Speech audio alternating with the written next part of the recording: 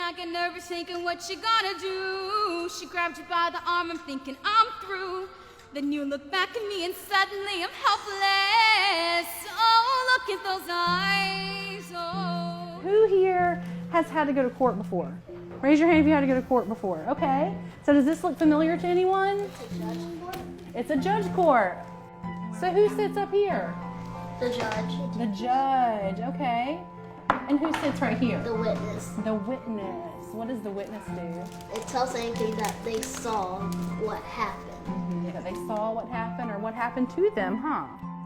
We encounter children who have experienced various types of trauma, from witnessing a homicide, witnessing domestic violence, directly experiencing sexual abuse or physical abuse. Just think how threatening the courtroom scene is for an adult. Then you take a child, you put a child in that same position, and we now, as prosecutors and public, I guess, expect a child to perform and take the stand and articulate bad things that were done to that child or bad things that child saw. And this system, the CAC work and their workers just do such a good job at easing that tension for that child. When the children and the parents or caregivers walk through the door, there is a transition process, because now they're dealing with, okay, I have to address what actually happened. You know, it's like a surreal moment for them. There's a moment that the child may come out and just, you know, cry just because they've kind of brought that trauma that actually occurred in full view. There are a number of different types of trauma. It could be a trauma from a loss of a loved one. It could be a trauma from being witness to something that was traumatic, like a shooting or just an accident. It could be anything like that. And so the CAC provides a great opportunity for these young people to have an outlet. We recognize that trauma happens not only in the mind, but it happens in the body. So we offer yoga or Tai Chi or Qigong, meditation, and guided imagery. The people think that the easy way to deal with that is forget it. Just close your eyes, don't do anything. But that stays with you and later it comes. So the way that here they help us is we talk, we bring it up, and the way that they, you know, with the people that have knowledge and experience, they help us how to survive.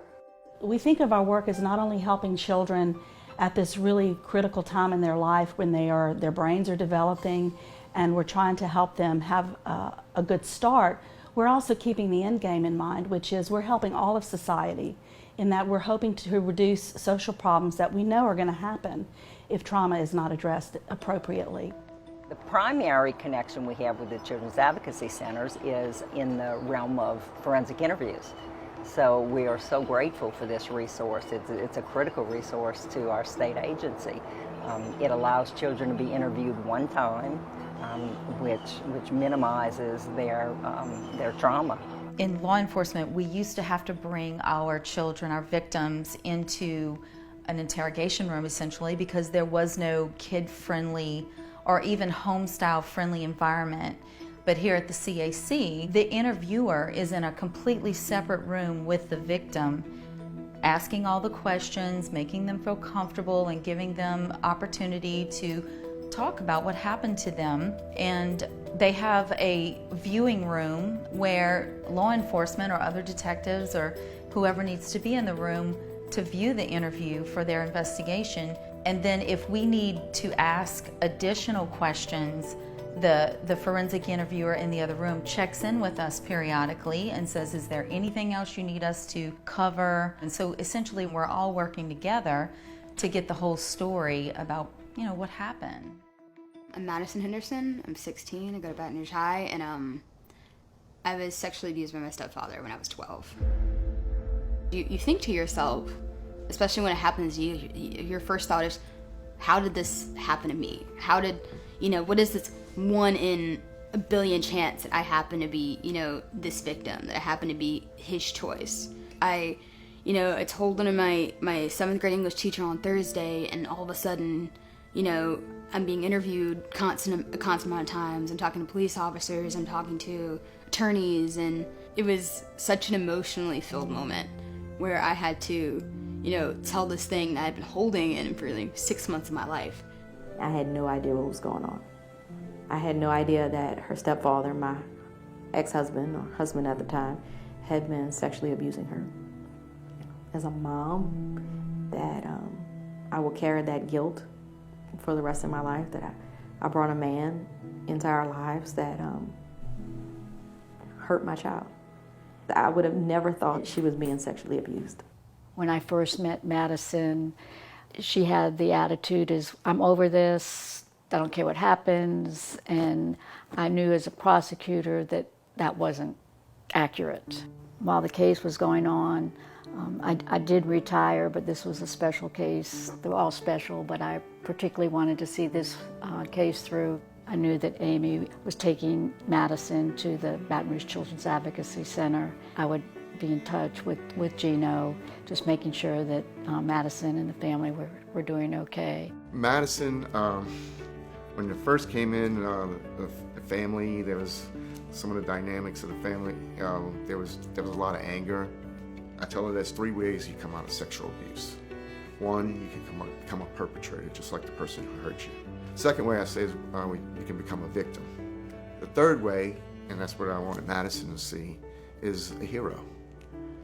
They want to protect children because of something horrific happened to them.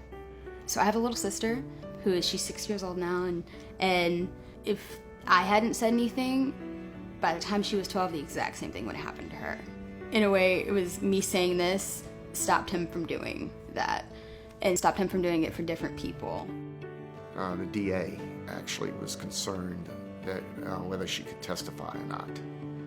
And as I watched her grow and empower herself, she wanted to testify. She not only wanted to testify, she wanted to make a statement at that trial. And she did. I was emotionally drained, I was wrecked, my mom was the exact same way, and I get here and it's kind of like I was normalized. It was something they deal with every day, something that they had experience with, and I could get help. And it was a little, overwhelming at first, but eventually it became somewhat of a safe place where I could talk about whatever I wanted to talk about. The Baton Rouge Children's Advocacy Center has provided me a vehicle to get Madison help, but to also meet other parents and to know that it's not my fault, and that other good mothers and fathers miss signs too. I look at her now and how that light is back, and she's got the spark again, and she's creative and she's brilliant, and she's putting herself out there. And so truly it took the work of her counselors, of Gino, of the Baton Rouge Children's Advocacy Center, to bring my baby back. People who come to work at the CAC are not here because they want to make money. They're here because they really want to serve children who are the most vulnerable in our city. This CAC is needed, it's significant, it's beneficial. Most of the work goes unseen, unheard of, until you come to the court, until you see that child, you see that victim, you see that family, and you give them their life back, you give them some hope. And that's really what the goal is to try to minimize re-victimization and have these people that have been abused become survivors. When you have a wound on your arm and you're walking around and it's throbbing all the time and you're not doing nothing but putting a Band-Aid on it, you're going to have that pain for the rest of your life. But here, if we're going to put the medication, we're going to stitch it up, we're going to do whatever you need to do to heal that wound. And I want the kids to see, do not let the first 25 years of your life ruin the next 50. This can absolutely ruin you. It can absolutely destroy your life. But the thing is whether or not you're gonna let it destroy your life. And this gives you the ability to take your life by the reins and put it back the way you want it to go. It's phenomenal here. They do great work.